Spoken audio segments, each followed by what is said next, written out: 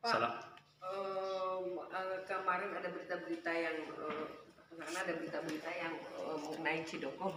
Bisa Bapak jelaskan sebagai kepala Desa. Baik, terima kasih. Saya Kepala Desa Cidokom, nama saya Said Saputra ST, menjabat dari tahun 2015 dan alhamdulillah pada saat ini di periode yang kedua.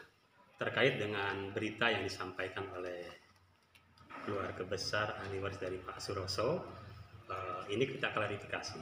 Pada awalnya kami yang pertama sebagai kepala desa, yang kedua juga dalam bisnis sebagai pembeli tanah daripada milik ahli waris Pak Suroso.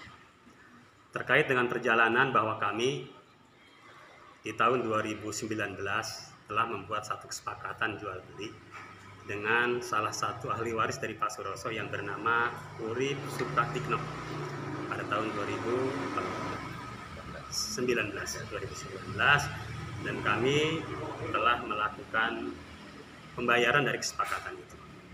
Selanjutnya seiring dengan berjalannya waktu, di somasi yang disampaikan oleh pengacaranya saya sudah sampaikan riwayat perjalanan dari 2019 saya ketemu dengan Pak Urip Supratikno sampai hari ini.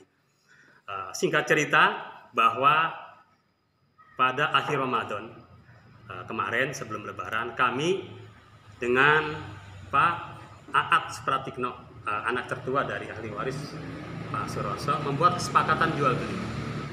Membuat kesepakatan jual beli dari tahapan-tahapan yang sudah kami lakukan dengan ahli waris.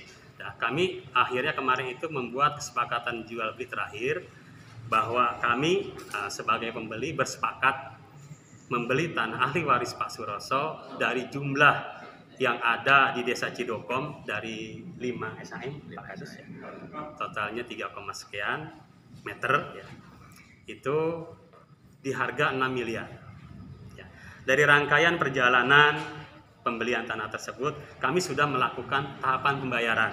Baik yang kami lakukan kepada ahli waris Urip Supratikno maupun kepada ahli waris Aat Suprianto.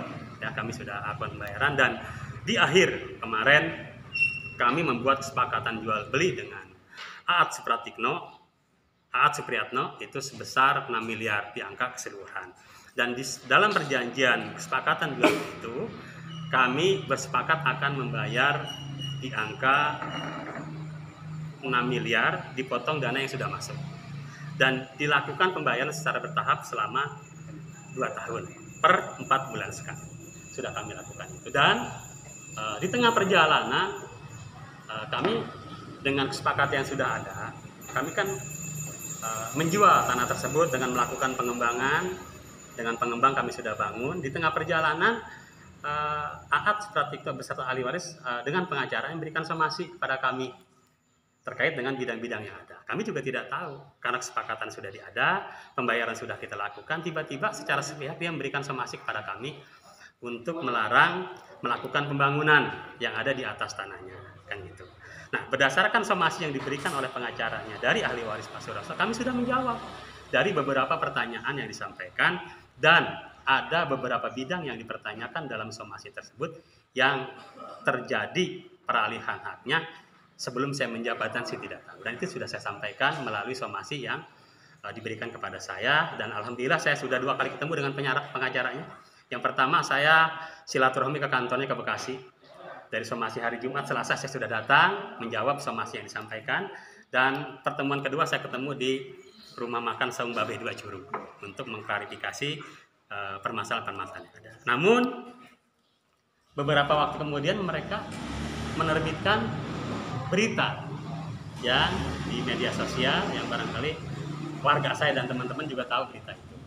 Jadi pada hari ini saya sampaikan bahwa pada yang pertama, pada prinsipnya saya sebagai pembeli sudah melakukan jual beli berdasarkan kesepakatan. Yang pertama dengan Urip Supratikno pada tahun 2019 saya melakukan dengan harga per meter 350.000 dengan jangka waktu yang sudah tepat. Namun dari tahapan semua merujuk kepada kesepakatan akhir dan kesepakatan akhir itu sudah kita ambil, kita sepakati sebelum Lebaran pada waktu itu bulan puasa mau Lebaran 2 minggu kalau tidak salah Pak Kadus, kita ada kesepakatan dengan kesepakatan harga tanah yang ada di Desa Cidokom dari 5 SM sebesar 6 miliar, dipotong uang yang sudah masuk, dibayar 2 tahun secara bertermin per 4 bulan.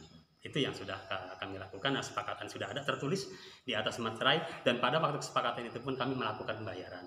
2 kali pembayaran kurang lebih 110 juta kepada Supriyatno atau Akad yang sering dipanggil. Itu Pak yang kami sampaikan. Terima kasih kepada teman-teman media sudah silaturahmi kemari, ketemu dengan kami, Pak Kades Supri sebagai Kepala Wilayah di Kedisunan 2, dan juga bidang-bidang tanah yang ada dimiliki oleh